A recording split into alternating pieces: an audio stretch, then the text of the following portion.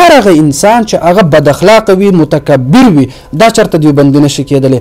نن سبا چې دا خلک بعض اکثر په مسائلو کې وایي چې باید دا دیوبندیت نه دی بلکې ته دیوبندیت نه بارې هغه دیوبندیت نه وي هغه د دیوبندیت په نوم باندې نجدیت یا تیمیت چې ورته مونږ ویلی کېږي هغه شی راخورول وي چې هغه په نه خبره باندې یو چاته بدعتي یو چاته مشرک یو چاته خارج د اهلسنت والجماعت او د دیوبندیت وایي دا دیوبندي نشي کېدلی. بسم الله الرحمن الرحیم. شروع کوم په نامه د رب ذوالجلال چې ډېر زیات بخښونکی مهربانه دی. ملګرو ذاکر رحمان عمر زیمه او دې وخت ډېر زیات محترم حضرت مولانا محمد رحیم المحمودي صاحب هغوی سره ناست شو.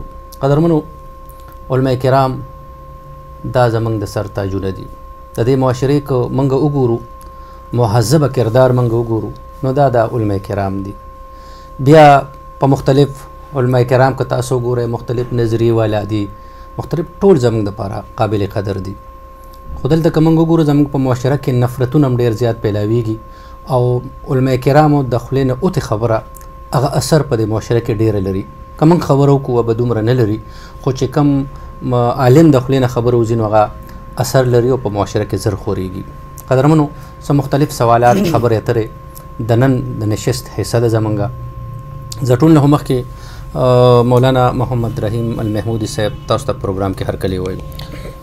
جزاک الله رب العالمین خوشحاله که ستاسو ډېره مننه شکریه ادا کوم.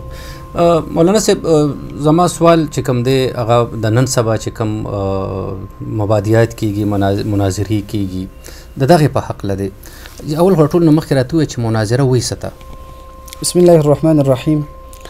اصل کې د مناظرې علمي تعریفات خو الګ وي خو د عوامو دپاره ځکه چې عوام ستاسو سره تعلق ډېر لري نو بس د اظهار د حق کېدل او د باطل او د حق په مابین کې فرق راوستل او خلکو ته هغه بیانول دي دا مناظره مفهوم دی. مناظره خو زمونږ مخکې اکابر شیوخ هم کړي دي که نه نو لازمه خبره چې دا په اسلام کې د دې ځای شته دی. نو هغه اکابرو چې کوم مناظرې کړي د هغې متعلق راته وایي چې به څنګه مناظرې وي تاسو به کتابونو کې کتلي که نه؟ نو اصل کې خو مناظره عام انداز کې دې ته ویلی کېږي چې د اخلاقو په دایره کې د اخلاقو په چوکټ کې د خپل د غلط خبرې چې کله تا ته مخامخ شي هغې نه رجوع کول او د یو حق طرف ته خپل ځان مایله کول او حق خبره منل دا د کابرینو طریقه وه او په دې دور کې چې کوم مناظرې دي هغې کې بعض صحیح دی او بعض غلط دی.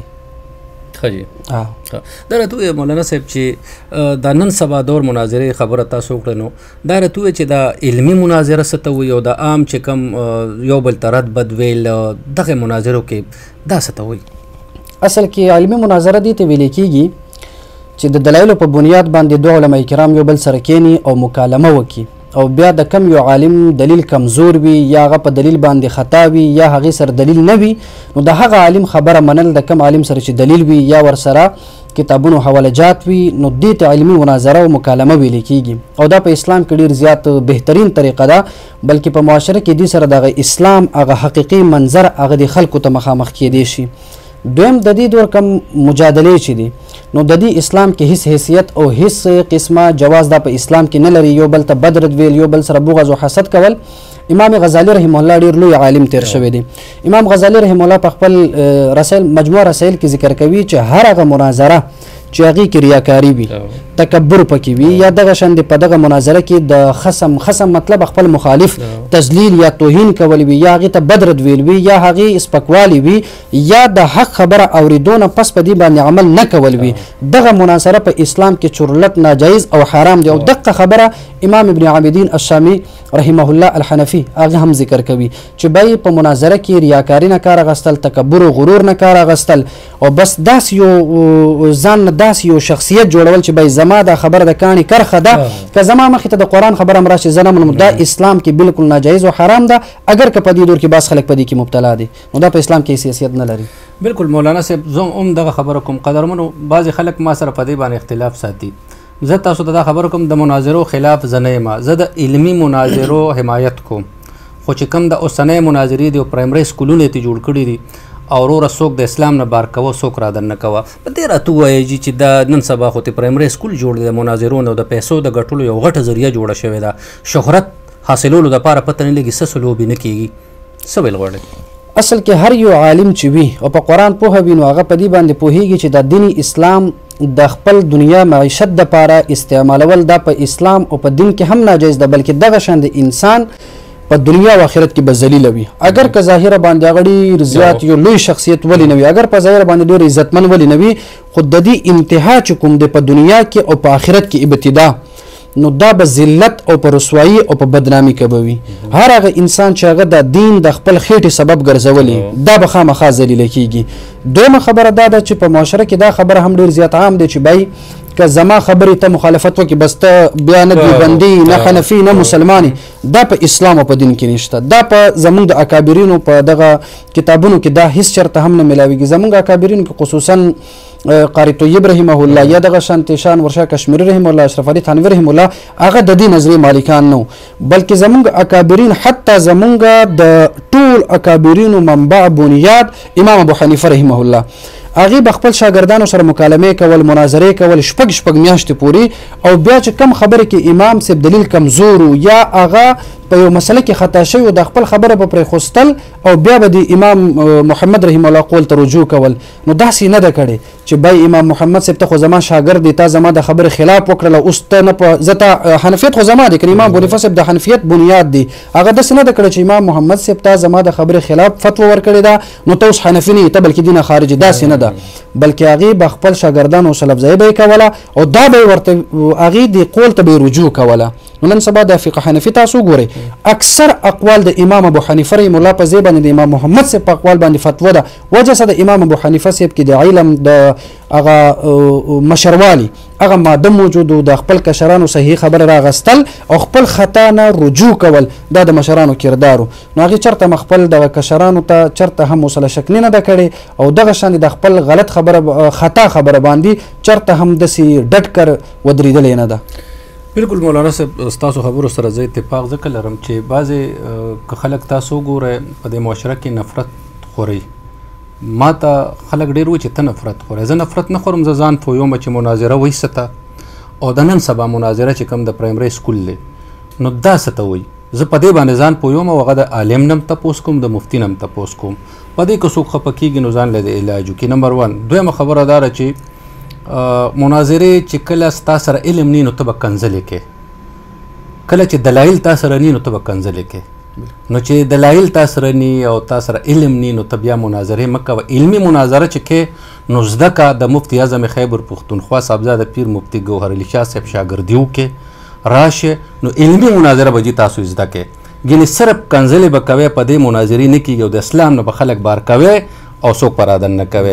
که د دیوبند عالم څه خبره وکړه نو دا هم بار شو، دا راته ووایه چې د دیوبندیت نه هم لګیا دي خلک بار کېږي او د اوسنۍ چې کوم دیوبندیت دی او بعضې خلک په دیوبند کې دي او د دیوبند نه بار کوي. دا ولې؟ اصل کې د خلکو دیوبندیت پیژندلې نه دي. لکه دیوبندیت خو مونږ تعبیر له دې نه ګڼو د شیخ الهند صاحب، د قاسم نانوتوي صاحب، دغه شان دي اشرف علي تھانوي صاحب، حسین احمد مدني صاحب، انور شاه کشمیری رضی الله عنهم اجمعین. دا تعبیر د دیوبندیت نه دی.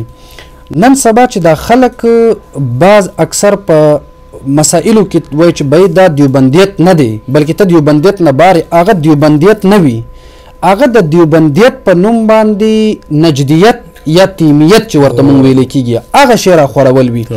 هر هغه انسان چې هغه تنګ نظره وي دا دیوبندي نشي کېدلی. هر هغه انسان چې هغه بغیر علمه د خپل خبرې په چا باندې په جذباتو کې په زورور طریقه باندې منولی کېږي یا کنځلو په بنیاد دا دیوبندي نشي کېدلی. هر هغه انسان چې هغه په نه خبره باندې یو چاته بدعتي، یو چاته مشرک، یو چاته خارج د اهلسنت والجماعت او د دیوبندیت وای دا دیوبندي نشي کېدلی. هر هغه انسان چې هغه بد اخلاقه وي، متکبر وي، دا چرته دیوبندي نشي کېدلی. هر هغه انسان دیوبندي نشي کېدلی چې هغه د اشرف علي تھانوي صاحب رحمه الله او د علامه انور شاه کشمیری رضی الله عنه د تعلیماتو نه خبر نه وي، دا چرته هم دیوبندي نشي کېدلی. حتی زمونږ د علمای دیوبند دا خبر به ډېر زیات اهم وي د عوام کتونکو دپاره. زمونږ د علمای دیوبند دومره حساس او دومره اعلی ظرفي مظاهره به یې کوله، دومره احتیاط به یې کوله چې احمد رضا خان بریلوي رحمه الله ورباندې د کفر فتوا ولګوله. حسام الحرمین کتاب ولیکو بیا هغې نه پس په مدینه منوره کې د عرب علما باندې تصدیق ورکړله چې علماء دیوبند دا کافران دي. کله چې دا خبره علماء دیوبند ته مخې ته راغی نو علماء دیوبند د جذباتو نه کار وانغستو، د اعلی ظرفي مظاهره وکړله. د دې په بدل کې زمونږ د علماء دیوبند د مشر د کشر د استاد د طالب هیڅ چا نه څوک دا نشي ښودلی چې هغې ریاکشن کې احمد رضا خان بریلوي رحمه الله ته کافر ویلی وي. وګوره هغې په ټول علماء دیوبند د کفر فتوا ولګوله، خو علماء دیوبند د کفر فتوا یې ونه لګوله. نو باید چې موږ ته پکار دی چې علمي توګه باندې د دلیل په بنیاد باندې یو چا سره بحث وکړو، هغې باندې فتوا د دلیل په بنیاد باندې ولګو، جذباتو نه کار اخیستل دا د علماء دیوبند طریقه نه ده. ډېر زبردست مولانا صاحب، یقینا چې دا وضاحت په دې کې دوی بالکل وکړو او یقینا چې که څوک مناظره پیژنې، زه مناظره کې چېرته ناست نه وم مولانا صاحب، په لومبي ځل دوی موجود وو. په لومبي ځل زه د صاحبزاده پیر مفتي ګوهر علي شاه صاحب په مبادیاتو کې چې کوم شیخ افضل سواتي صاحب سره وه، هغې کې زما ناستې وشو. یاره ما وی چې دا خو ډېره خوند کوي یار، دا مناظره کې چې ناستې خوند کې زده کړه مو کړله، ځکه هغې کې علمي بحث وشو. او بعضې کې روره دا څه خدای مسلمانانو دا څه کوئ، ته راته ووایه چې دا مناظرینو ته به څه پیغام اخره کې ورکړې؟ مناظرینو ته به پیغام دا ورکوم چې اصل کې د مناظره د دین اهم شعبه ده. د علم الکلام ډېر کتابونو کې دا راځي چې د مناظره کول، د اظهار حق کول، دا د توري د جهاد نه هم بهتر دی، ځکه چې انسان عقیده محفوظ وي، دی جهاد هم کولی شي. نو بذات خود ما په خپل هم ډېر زیات بحث مباحثه مناظرې مخکې ډېر کړی دی، خو د 2022 نه پس ما دا شیز بالکل پرېښوستی ده. بنیادي وجه دا ده چې کم زمونږ مخالف کم ډله چې ده هغې کې یو داسې شخصیت یا یو داسې طالب العلم یا عالم اگر که مانه علم کې زیات وي، خو بیا هم داسې سنجیده انسان نشته چې هغه د خپل غلط خبرې نه رجوع وکړي او سم طرف ته راشي. نو اصل کې نن سبا مناظره چې کوم ده مونږ هم ځکه رسته شوي چې دینه د باکسینګ میدان جوړ شوی دی، د کبډي د کراټ یو میدان جوړ شوی دی، بس دا چغې دي، دا غوبل دی، دا هوها، دا قصې خوند نه کوي. نو زما ټول علماء کرامو ته هر مناظر ته دا خبره ده چې باید الله رب العالمین په خپل سر باندې حاضر ناظر وګڼئ. کم حق خبره وي هغه که ستا د مشر هم خلاف وي، که د مور پلار ولې د خلاف نه وي، که ستا مشر خلاف خبره هم وي بس هغې نه رجوع وکړه که خبره غلطه وي، او که سم خبره وي، که ستا د استاد خلاف ولې نه وي، د ادب په دایره کې د خپل استاد خبره پرېږده او د سم خبره قبول کړه. یعنی مطلب مې دا د ټول خبرو نچوړه خلاصه ده چې د غلط عقایدو نه توبه ویستل او د سم عقیده قبلول، اگر که یو ماشوم هم درته وښایي، دا زما پیغام دی چې په دې باندې د عمل وکړی شي. ډېره مهرباني مولانا صاحب، ستاسو ټایم راکول. جزاک الله، خوشحاله. قدرمنو دا حضرت مولانا محمد رحیم محمودي صاحب چې ډېر یقینا چې خبرې ډېرې زبردست وکړې جی، که څوک پې پوهېږي نو الله. قدرمنو د مناظره د کنځلو میدان نه دی، دا علمي میدان دی. نو دې ته کنځلو چې کم مختلف ټولګي جوړ شوي دي، که حق خبره څوک کوي د کنځلو ټولګي جوړ شوي هغوی ورپسې وي او بیا وروره کنځلې او د کنځلو میدان دا جدا میدان دی، دا علمي او مناظره چې کوم د علمي میدان دی. موږ یې منو چې علمي مناظره منمه، د کنځلو مناظره به زه چېرته مو نه منم چې دا کم بعضې خلک یي. الله تعالی دې دوی ته هدایت وکړي. ذاکر رحمان عمر زی له اجازت ورکړي. آباد اوسئ.